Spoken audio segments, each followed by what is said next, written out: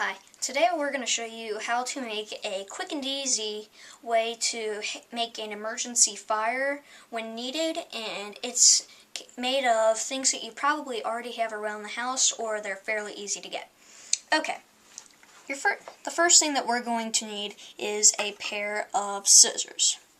Second thing you're going to need is 100% cotton fabric, preferably white so you can see what the difference in the charring, and make sure it is 100% cotton, no synthetic material or anything. Next, you're going to need an Altoids can. Now this has been burnt up a little bit because I've been using it a lot. They usually look like this. And it's also important that you cut or poke a about 1/4 to maybe like 1/8 sized hole in the top of it, around the center, so that way the smoke has somewhere to escape. Your first step in making your char cloth is going to be cutting about 2" or 3", somewhere around there, by 2 to 3" pieces of char cloth, as you can see here. They don't have to be perfect, just around the same size so they'll all get done at the same time. So that, as you can see, all the pieces are about the same size. They don't have to be perfect squares or rectangles in this case. And just remember, you can make them whatever size you want. They are just going to shrink up a little bit, so I recommend you experiment with this a little bit first. Now, you will take your pieces of char cloth and you're going to set them inside the Altoids can and kind of spread them out a little bit so that way the heat can get to all of them evenly. And don't try and fold them up too much. And usually the pieces on top aren't going to get as done as fast. And in this case, I'm only putting in 4, and I recommend you put in no more than about 5 to 6. Make these all in small batches, because if not, the ones halfway through and up, they just won't char as good as the bottom ones. So you can close your canister up good and tight, and we're going to go outside and we're going to show you the actual process of the charring of this cloth to make char cloth. Alright, we're outside here, and it's important you do this outside because it's going to get really smoky. So we have our little electric hot plate, and I just have that on high. And behind this here, this is just a big thick sheet of cardboard. This is just a windscreen for kind of convenience.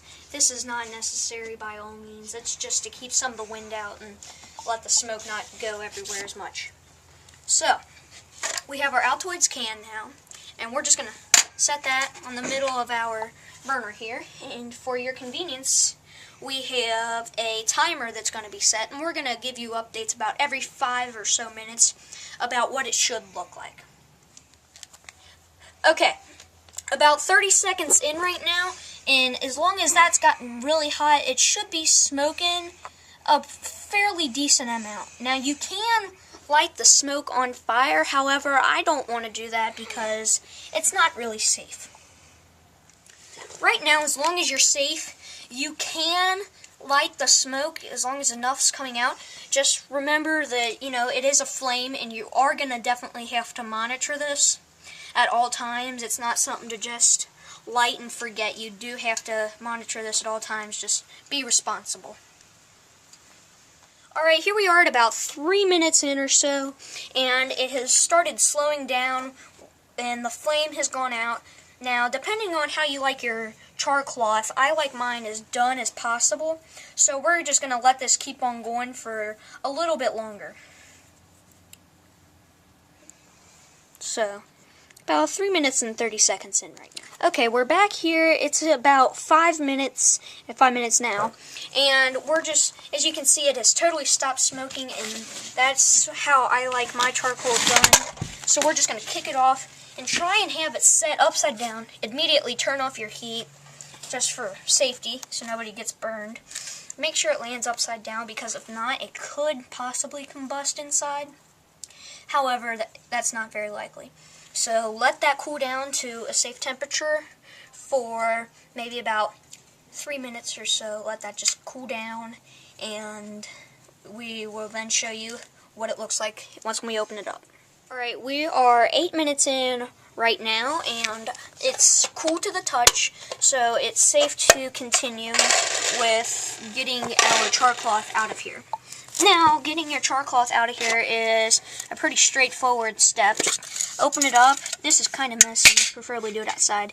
You can see how they shrunk down a little bit. They might be stuck together too, but they're extremely light and fragile, so you just got to be careful if they were folded up onto one another. Sometimes it's kind of actually hard to see. So there's the 4 pieces. They've shrunk up a little bit. Alright, now we're going to give you a quick demonstration of the pieces of char cloth actually in use.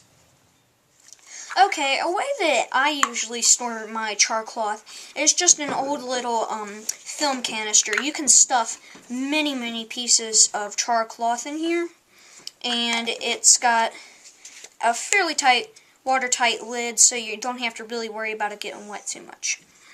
Another way is, it's a little bit bigger, but you can keep a little bit more stuff in here, is just one of these old little containers with a lid. You can stuff a lot of pieces in here too, and you can also throw in your flint steel, maybe a small box of matches, whatever you might need on your camping trip. And you can just close this up. This will be fairly watertight too. Throw it in your backpack and you can have a good time camping. Okay, right now we're back outside here, and this is a piece of our char cloth that we have just made. And I'm going to show you how quick and easy it is to get lit with just a basic little flint and steel striker that you can get at a camping, outdoor supplier shop, anywhere like that. Or you could also, if you can't find it there, you can always get it online too. So as you can see, this is just a basic flint and steel. Alright, here we have our piece of char cloth, and I'm just going to set my flint steel right before it, and then I'm just going to put some flames on there. As you can see, immediately an ember, and I'm just going to put a toothpick on here so I don't burn up my fingers. But now this is not a flame keeper, it just keeps a very hot ember, which you can set on your tinder, or, you know, just some nice dry tinder, and it should go right up. But as you can see, you get a very hot coal from just a small section that caught on fire with one spark. And also for tinder, you can use things such as crumbled up dry leaves and dried grasses, anything like that. Then you add, obviously, small twigs and things like that. So that is char cloth and how to make it, and as you can see, it works pretty good.